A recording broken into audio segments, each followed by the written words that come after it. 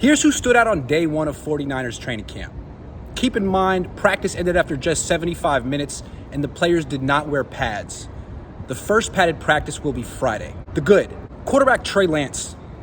He completed 9 of 11 pass attempts, and of his 2 incomplete passes, 1 went to a wide receiver who slipped when the ball was in the air, which means Lance was just about as efficient as could be.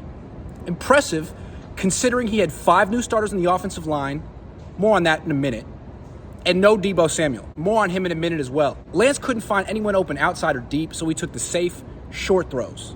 Jimmy Garoppolo probably would have forced the ball to a covered receiver and gotten intercepted, but he didn't practice. Quarterback Nate Sudfeld. He completed 11 of 11 pass attempts. He took what the defense gave him and didn't force any passes into coverage. At times, Sudfeld was a bit too quick to check down as he failed to see an open Danny Gray deep. But Sudfeld also completed the longest pass of the day, a 50-yarder to Malik Turner, who beat Ambry Thomas because Thomas mistimed his jump. More on him in a minute. The starting cornerbacks. Emmanuel Mosley got targeted twice and broke up both passes, and Travarius Ward never got targeted. Those two absolutely shut down Brandon Eyuk, Jawan Jennings, and Ray McLeod. Linebacker Azeez Al-Shaair. He practiced despite coming off a serious injury. He appeared to injure his rib early in practice. He fell to the ground in visible pain, but he returned to the field to finish the session. Tough guy. Guard Spencer Burford.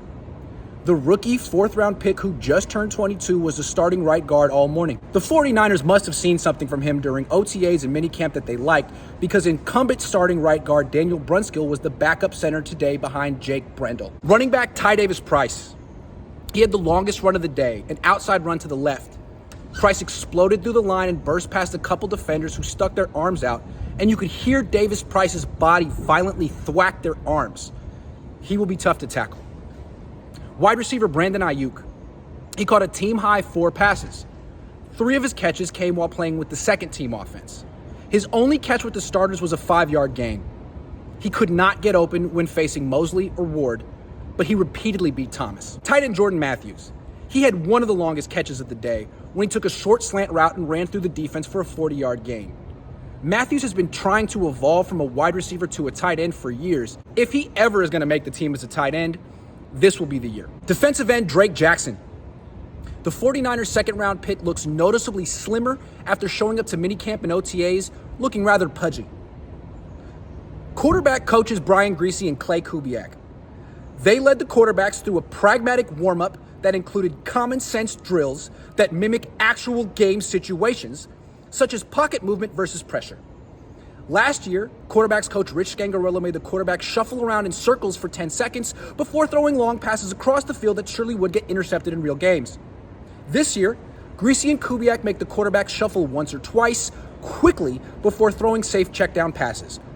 What a concept! Assistant head coach Anthony Lynn.